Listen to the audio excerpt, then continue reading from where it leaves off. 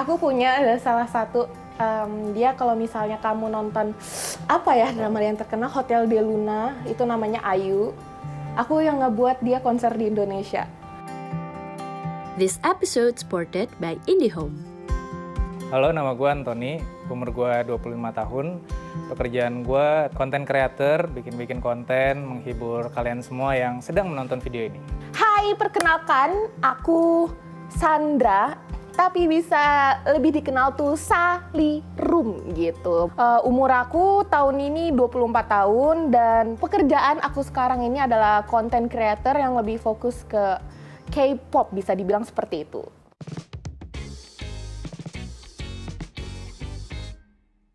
Gua masih SMP dulu, karena waktu itu gue sempet suka sama seorang cewek yang kebetulan sih dia keturunannya Korea juga, dan dia tuh ngefans banget sama boy group dari Korea kayak SHINee, terus dulu ada Super Junior. Nah, cara gue ngedeketinnya tuh waktu itu mau gak mau ya, gue mulai menjerumuskan diri gue sendiri ke dunia K-pop. Nah, terus awalnya kan gue nggak tahu apa-apa. Nah, gue basa-basi lah nanya ke dia. Dia merekomendasikan gue Ayu. Awalnya niatnya sih buat ngedeketin temen sekolah gue itu. Ternyata malah lebih cinta sama Ayu sampai sekarang. Aku memulai menyukai K-pop itu dari akhir tahun 2009. Itu awal mulanya aku suka K-pop tuh karena aku diracunin sama kakak sepupu aku ya. Ya suka-suka sedikit aja, tapi lama-kelamaan mungkin karena daya tariknya itu ternyata tuh banyak banget gitu loh. Bukan hanya di K-popnya aja, tapi lebih ke K-drama, K-culture-nya, K-food. Jadi bukan hanya K-pop sebenarnya gitu, lebih ke Korean culture-nya juga seperti itu.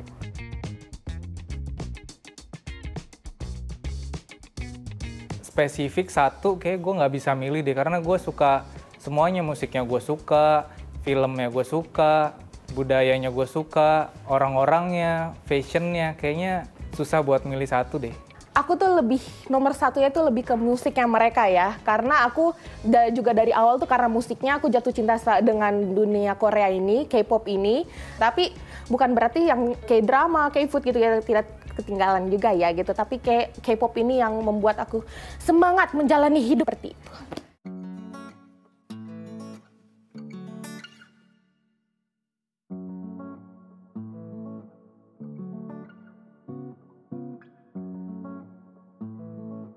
Halo bro. Halo bro, ini kan tentang K-pop ya.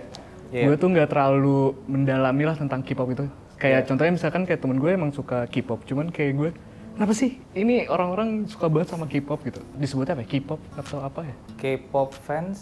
Itu kenapa sih kira-kira kenapa royal banget dan berani untuk mengeluarkan energi dan materi untuk wah ini gue ngefans banget nih, gue jadi harus mengikuti si artis ini yang lo suka itu. Karena dari awal gue taste-nya kali ya. Taste orang kan beda-beda, gue ya taste-nya lebih ke arah-arah K-pop, terus style-style mereka gitu. Tapi kalau lu pernah nggak sih kayak melakukan ekstrim, kayak ngelakuin perubahan fisik mungkin atau kayak sama terinspirasi dari mereka gitu ya. Cuman paling kayak perawatan sih, ke klinik kecantikan, merawat diri. Perubahan fisiknya lebih ke perawatan itu sih, terinspirasi dari mereka.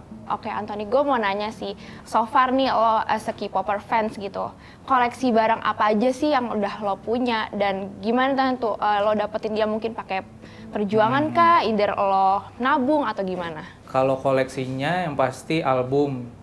Nah terus di album itu kan biasa ada foto kartun. Nah terus koleksi lain itu ada namanya light stick. Beberapa boy group ataupun girl group itu kan beda-beda. Jadi gue lumayan ada beberapa lah. Oke, biasanya lo spend berapa sih buat lo beli koleksi lo itu? Sampai jutaan nggak nih? Apa berapa nih? Kayak kalau perintilannya kayak Photopack ya 200.000, 300.000. Dikit-dikit, tapi mungkin kalau di total ya bisa sampai sih 2 jutaan.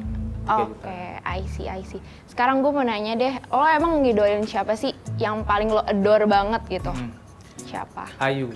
Mungkin gue nggak terlalu tahu ya Ayu. Kalau misalkan ada orang nih yang nggak tahu Ayu tuh siapa, terus dia ngejelek-jelekin, kayak respon lo gimana nih? Yang pasti kecewa banget sih, kayak sedih juga. Ya emang di era kita kayak sekarang ini kan aktivitas tuh kita bisa berinternet tanpa batas kan. Tapi kenapa malah dipakai ke hal-hal yang negatif gitu. Padahal kan kita bisa dengan mudah melakukan hal-hal positif di internet ya. Ya gue sih biasa mengatasinya, gue juga berusaha kayak misalnya dia ngebahas sesuatu yang ini tuh nggak bener banget, hoax banget.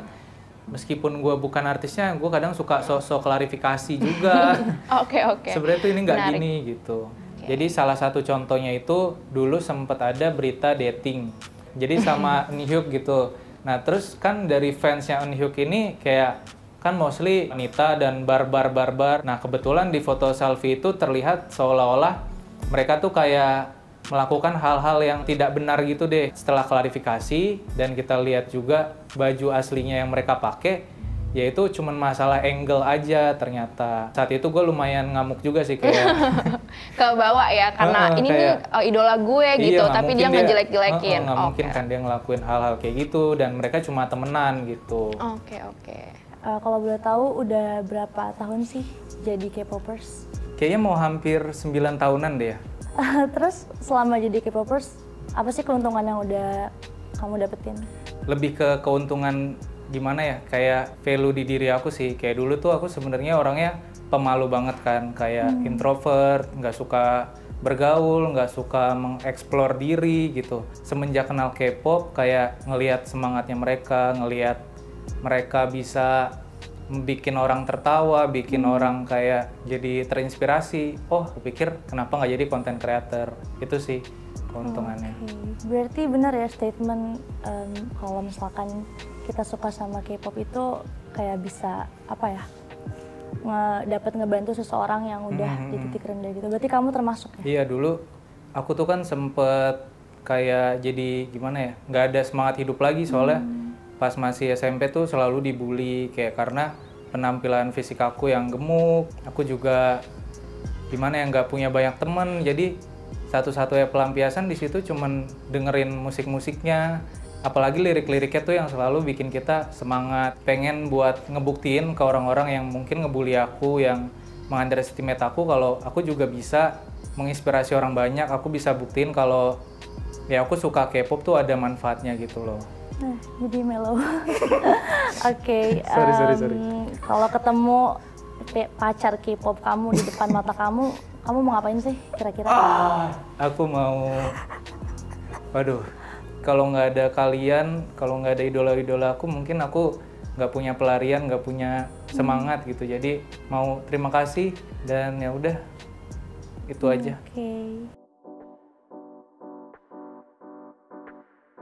Halo. Halo. Salam kenal. Mau nanya, selama kamu mengidolakan budaya K-pop nih, Iya, ada nggak sih value dari hidup kamu yang berubah? banyak sih. Karena sangat berpengaruh ke dalam kehidupan aku. Karena dengan K-pop ini bisa mendapatkan pekerjaan gitu. Pekerjaannya itu di mana hal yang aku suka gitu. Bagi aku ya, di kehidupan aku bisa mendapatkan jaringan dan teman, dan pastinya pekerjaan itu thanks to K-pop. Masih ada nggak sih tapi impian kamu yang masih berhubungan sama K-Things gitu? Kayak apakah kamu bercita-cita pengen tinggal di Korea atau sekedar mengunjungi Korea? Tahun lalu aku udah interview beberapa artis Korea, jadi aku pengen punya plan banget ya. We never know, kan anak TikTok ya, we never know. Aku pengen banget interview artis favorit aku gitu, namanya Stray Kids gitu. Jadi tuh goalsnya sekarang semoga aku bisa menginterview artis-artis K-pop di luar sana. Amin. Terima kasih loh diaminin. Kamu butuh waktu berapa lama sih untuk menghabiskan waktu buat nonton drama Korea ataupun konten K-pop lainnya?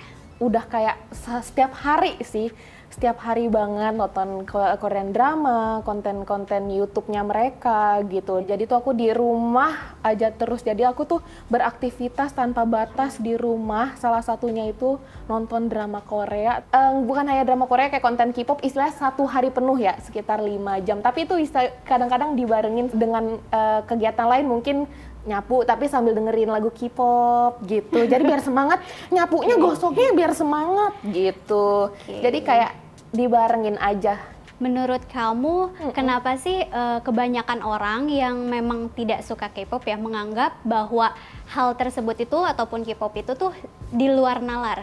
Misalnya kayak kamu beli sesuatu kayak merchandise atau sampai rela nih spend money untuk nonton konser kayak gitu. Oke. Kenapa tuh? K-pop ini balik lagi ke hobi sih, kayak banyak banget di luar sana yang juga, aku mengambil contoh ya, mungkin ada orang yang suka mengoleksi figur gitu kan, itu juga mengoleksi hingga beberapa juta. Karena menurut aku rasa senang orang tuh berbeda-beda ya, mereka untuk nge-reach apa ya, rasa kebahagiaannya itu beda-beda. Jadi rasa kebahagiaan itu menurut aku kayak limitless gitu loh, berapapun harganya kalaupun kita bisa memenuhi rasa kebahagiaan itu, kenapa tidak untuk menurut aku. Apa sih yang ngebuat kamu tuh bertahan sampai sekarang untuk menyukai K-pop? Lebih ke ini ya sih, karena aku hobinya itu lebih ke mendengarkan musik. Aku suka musik mereka karena kalau misalnya aku artiin nih ke dalam bahasa Indonesia, memiliki arti-arti yang mengena gitu loh buat aku. Jadi lebih ke musiknya, dan karena aku juga suka acara-acara kayak variety show gitu-gitu. Jadi aku suka hingga sekarang tuh karena mereka semakin banyak berkembang konten-kontennya, seperti itu. Pernah nggak sih di notice sama idola kamu gitu? Oh, jadi aku punya salah satu, dia kalau misalnya kamu nonton apa ya drama yang terkenal Hotel de Luna, itu namanya Ayu. Aku yang ngebuat dia konser di Indonesia. Jadi pada tahun 2018 aku komen di Instagram dia kayak, please come to Indonesia gitu. Terus dibalas sama dia, yang which is dia tuh jarang banget balas komen, terus dia komen checklist. Dan tahun depannya, tahun 2019 bulan Desember, dia datang konser ke Indonesia. Dia konser 2 hari kan, jadi pas di konser pertama itu dia nyariin aku, katanya mana nih yang nyuruh aku datang ke Indonesia. Aku nggak datang karena aku datang di konser kedua, dan aku datang hari kedua, terus aku dicariin lagi, terus aku kayak bawa poster gitu, kayak waktu itu aku komen di dia, dan dia bilang kayak terima kasih atas karena orang ini aku jadi bisa datang konser di Indonesia. Karena kalau misalnya aku nggak komen pada saat itu, dia nggak kepikiran kalau misalnya konser di Indonesia, seperti itu. Dan itu masuk media di mana-mana. Aku deg-degan sekali. Kurang lebih itu yang paling menurut aku sih memorable gitu. Namanya Ayu, seperti itu.